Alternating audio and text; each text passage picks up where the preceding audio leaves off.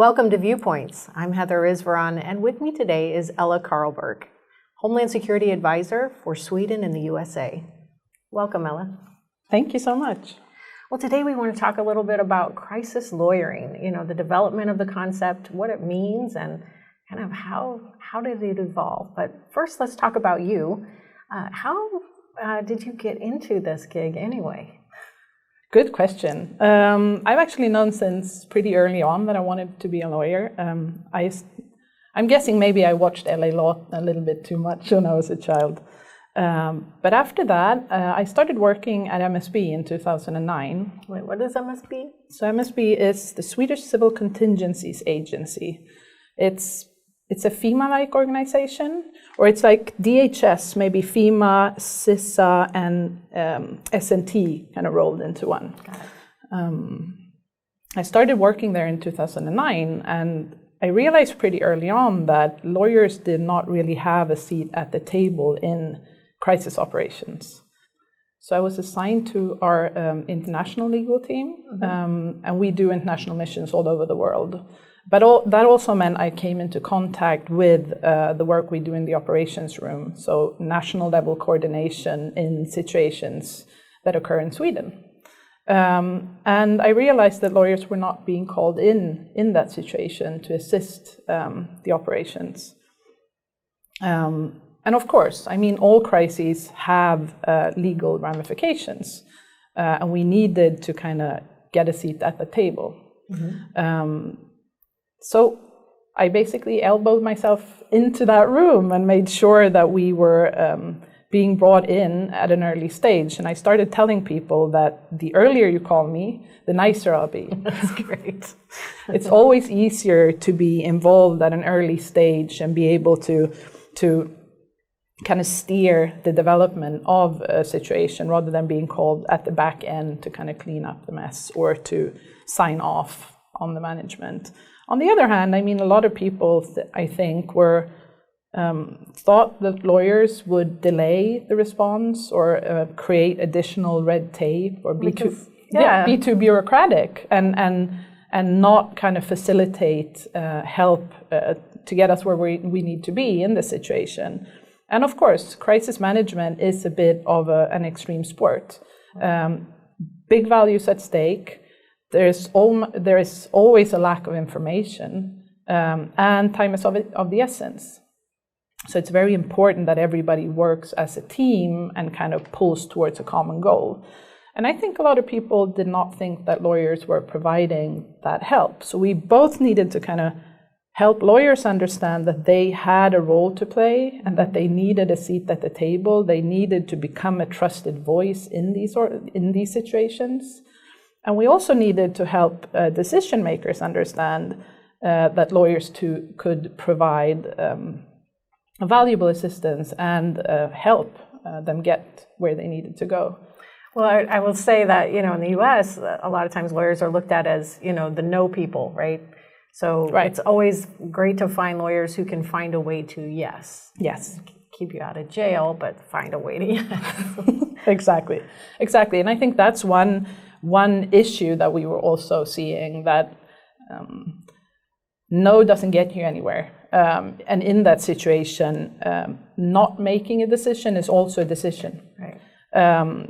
Because the world is burning around you and people are dying, in the worst case scenario, and you need to kind of handle the situation regardless of what the legal frameworks look like, because often the rules are not written for a crisis, right. And maybe even following the rules will get you to the wrong result. So it is a very difficult situation, and it's not what lawyers were trained to do. So what we did, I spoke to Dr. Eric Stern, who's an old friend of ours, and who we worked with before. He's now at Albany. He used to be at the Swedish Defense University. And I realized that the same issues were coming up in the US, and FEMA had actually been doing something about it.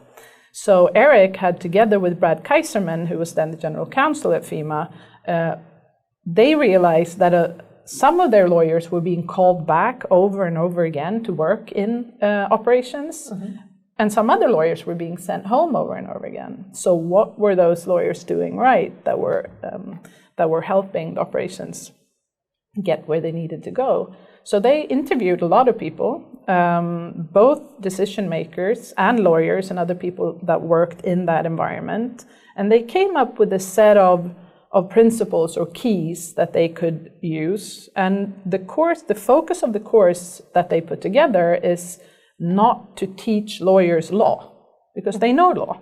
Right. What they need to understand is the environment that they will be working in a crisis, and how it's different from the everyday. It's a lot like, I would imagine, you have an ER physician and a family practice physician, right? Exactly. You got to kind of want to get into the middle of everything and have a temperament. Yeah. Was that part of the course as well? Definitely. I mean, personality is part of it. Some people thrive in that environment, even if it is so different from what they're used to and what they're trained for. Whereas to others, it's traumatic, and they definitely don't want to be in that situation. They prefer getting their assignment, taking it back to their office, and putting together a brief and kind of covering all their bases. And it's a totally different way of working. And of course, we need both. But for these types of situations, if you have people that actually work well with that type of adrenaline and with that quick pace that you have in a crisis, those are the people you want to bring to the table. And also it's a matter of chemistry in the group. I mean, some people deliver information in a way that works for a specific decision maker. And you also need to kind of be able to feel that environment and gel quickly into a group, because usually once a crisis hits, you're working with the people that you have at hand. Right. At least in the beginning, you need to kind of get going with the people that are reachable. So then you kind of need to be able to feel out that room and make sure that you kind of connect with the people you need to connect with, and that you're able to work together, and that you all have a common goal. I think some lawyers are very us and them oriented. That's the way they work in situations where they adversarial situations, whereas in a crisis, it's more often everybody needs to strive towards the same goal, and you have to make sure that that goal is clear to everybody and that everybody's trying to get there together. And so you had this course, and how did you deliver it with FEMA? Okay, so it was given to the lawyers at FEMA first, and it had been very successful here. And we realized that we wanted to translate that course into Swedish, so not only translate it in language-wise, but also to make sure that the examples and the issues that we kind of brought up resonated with the people in Sweden. So we did that together with Eric. We brought it over to the Swedish Defense University, and it was a great success, I must say. I think it was very useful and eye-opening to many of the participants. We've gotten very good feedback, but it was also quite intense in the beginning. We had a lot of intense discussions with the lawyers. We painted a scenario where, of course, we rigged it so that the legal issues were not really solvable, or they led to the kind of wrong result. And that's very stressful for lawyers. That's not the way they're used to working in the everyday, and that's also not. It's hard. You're put there to uphold the law and defend the law, and suddenly you're not getting the results that you need, and it's not, the system doesn't work for you, it's working against you. And you had some real life examples of how that might have played out. Right. So one example, this was earlier, but during the tsunami in Thailand, there were a lot of Swedish people who were vacationing there, and that perished in the tsunami. And the government came down eventually to help bring people home. But the rules say that you're not allowed to cross borders between countries without a passport.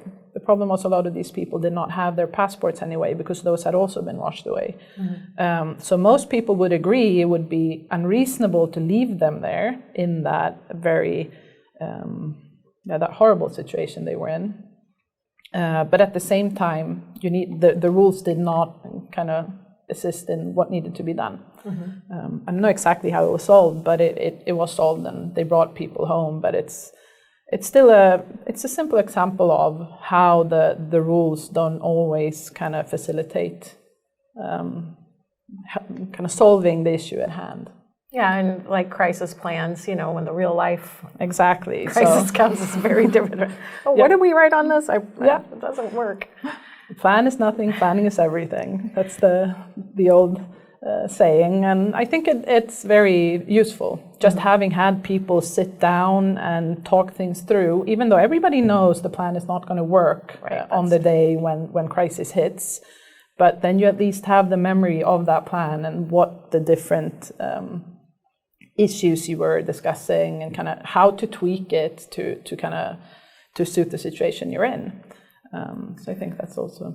So as this plan or this course was being implemented and you were watching it and you saw that this need was being filled, which must have been gratifying, what were some of the surprises that you had as you saw this getting traction? Yeah, I think it was interesting to see how people, once we gave them a bit of an idea of the type of situation they might find themselves in, because one of the foundations for this is you don't know in which area a crisis will hit.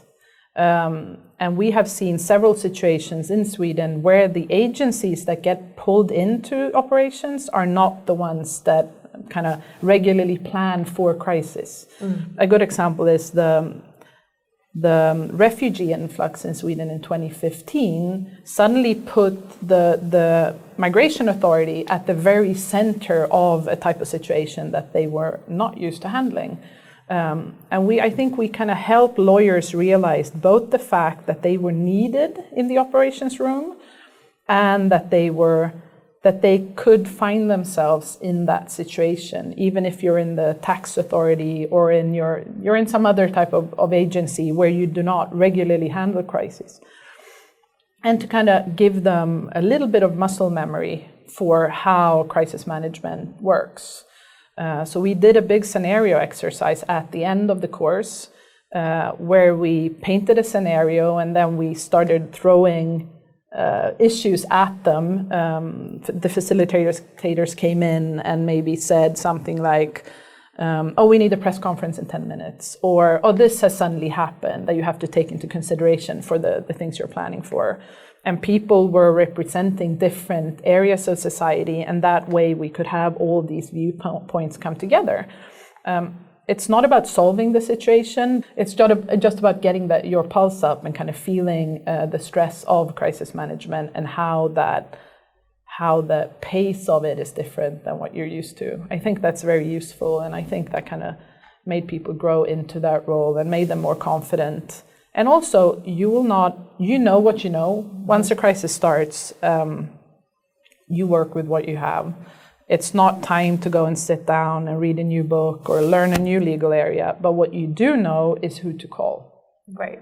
So this course provided people with a network of people that understood what that situation was like. So we had huge forest fires in Sweden in 2014. They were much larger than anything that we had in modern times before that. And I called up another Swedish governmental agency to check on a topic that we were wondering about if it was relevant.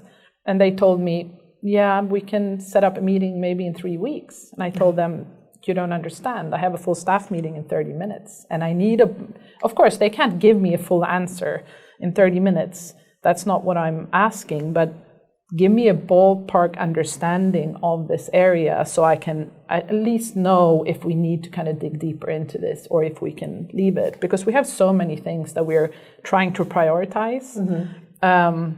We don't want to be spending those valuable resources on the wrong issues if it turns out that it's not the most burning issue that we have at the moment. And so I think there's a lot to learn here for our local, state, and federal partners about the course. And of course, networking is all we're about here at the center, besides graduate education. But just having those connections so that people who actually know what they're doing and have lots of experience can work together, even if they're not directly involved in the crisis, to have that. So with all these things in mind in the course and the collaboration, what should our local, state, and federal folks here know about bringing in lawyers for their crisis management? As I said before, the earlier you call me, the nicer I'll be.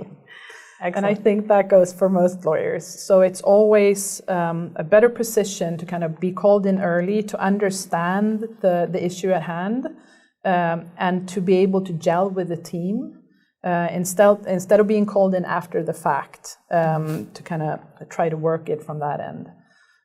That's one thing I think is good to know, or like to think of, and to know your lawyer beforehand. I mean, if you have a group of decision makers that are kind of handling crises for you, or that are decision makers in that environment, I think it's always beneficial to know that person and understand how they like information presented, like know how they want to work with their lawyer, because people have very different relationships with their lawyer. I mean, do you need a trusted advisor? Do you need somebody who will kind of pull you aside and tell you, okay, this is not going to work? Or do you want somebody to kind of, I mean, there are a lot of different roles that a lawyer can have in that. So to the extent that it's possible, kind of try to build that team beforehand would be my recommendation. Excellent. So thank you for sharing, that great advice and the experience of really thinking out of the box to fill gaps in the room of, decision makers during a crisis. I think with our environment, with disasters being so complex and really international as well, the world's only getting smaller. It's wonderful to have people thinking, who should I include in my crisis management in the room? And lawyers, certainly one of them. So thank you for your time today. Thank you so much. Thank you for what you do. Thank you.